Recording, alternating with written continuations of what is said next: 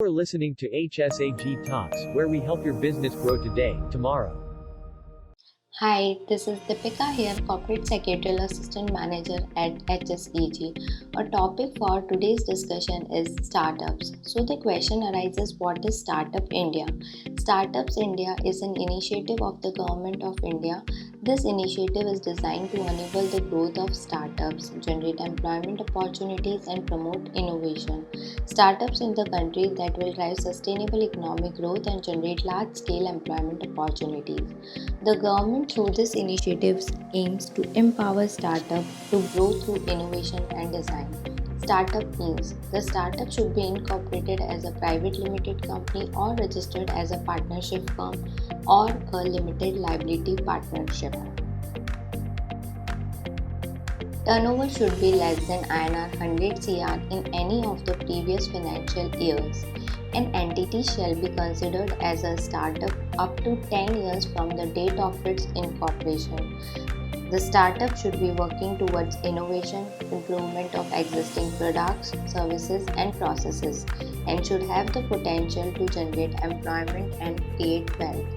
An entity formed by splitting up or reconstruction of an existing business shall not be considered a startup. So what is the benefit of this scheme? Why the government has introduced this scheme? There is various benefit of startups like simple process, reduction in cost, easy access to funds, tax holiday for 3 years, apply for tenders, research and development facilities, no time consuming compliances, tax saving for investors, choose your investors, easy exit, meet other entrepreneurs. The government has introduced this scheme Startup India to generate maximum employment, to boost up, promote startup entrepreneurship, to boost up banking sector and finance sector, to limit state policy dependency for new business. The Startup India Action Plan is a good start to this, but will need continued support and evolution to make this a true deep revolution for the youth of India. Now the question comes in mind, which type of entity can be registered under startups? The meaning of the term and entity which we can form and register under startups are: first, a private limited company under the Companies Act 2013 or registered partnership firm under the Indian Partnership Act 1932 or a limited liability partnership under the Limited Liability Partnership Act 2008. Under the Startup India initiative, eligible companies can get recognized as startups by Department for Promotion of Industries and Internal Trade. In order to assess a host of tax benefits, easier compliance, IPR, fast tracking and more. Startup India 80IAC tax exemption. Post getting recognition, a startup may apply for tax exemption under Section 80 IAC of the Income Tax Act. Post getting clearance for tax exemption, the startup can avail tax holiday for 3 consecutive financial years out of its first 10 years since incorporation. Eligibility criteria for applying to income tax exemption under 80 IAC are: the entity should be a recognized startup. Only private limited or limited liability partnership is eligible for tax exemption under Section 80 IAC. The startup should have been incorporated after 1st April 2016. How do investors add value to startups? Investors, particularly venture capitalists, add value to startups in a lot of ways.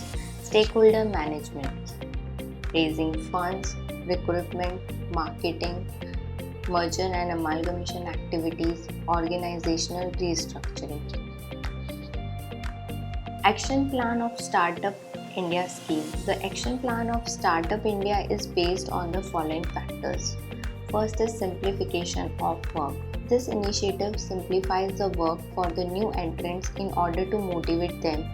This includes following steps taken by the government. Firstly, the government has set up Startup India hubs where all the works related to incorporation, registration, grievances handling, etc. Secondly, an application and an online portal is set up by the government to facilitate registration from anywhere, anytime. Thirdly, the patent acquisition and registration are now fast for the startups. Lastly, according to the Insolvency and Bankruptcy Code of India, facilitates fast winding up of the startups. A new startup can wind up itself within 90 days of the incorporation. Second is the finance support. In order to motivate the startups, the government provides various financial supports. These steps taken by the government are as follows. The government has set up a corpus of rupees 10,000 crores for 4 years. From such fund, the government invests in various startups. Special funds are provided, investment in which leads to exemption from the income tax on the capital gain. Income tax exemption is available for the startups for the first 3 years after the incorporation. Under the income tax, where a startup company receives any consideration for issue of shares which exceeds the fair market value of the shares, such excess consideration is taxable in the hands of the recipient as income from other sources. Investment by venture capital fund in startup is exempted from the application of this provision. The same extends to the investment made by incubators in the startups. Challenges faced by Startup India. People generally believe startups are just about thinking about a new idea or a plan, but execution of such plan is more necessary than just thinking about it. The view or perspective of the government on Startup India plan is quite short term in nature. It does not look at the long term path of the startups. For the success of any new business, competent workforce is necessary, but in case of startups, skilled workforce is not possible due to the lack of funds at the initial phase. The risk of reaching failure is greater in the startup as compared to other organizations. It is because they tend to take steps quite fast. With this, we wind up our topic for the day. To know more about startup scheme, you can visit our website www.hsag.in. Also, stay tuned for more talks with experts from HSAG. Thank you. Stay tuned for more talks with experts from HSAG.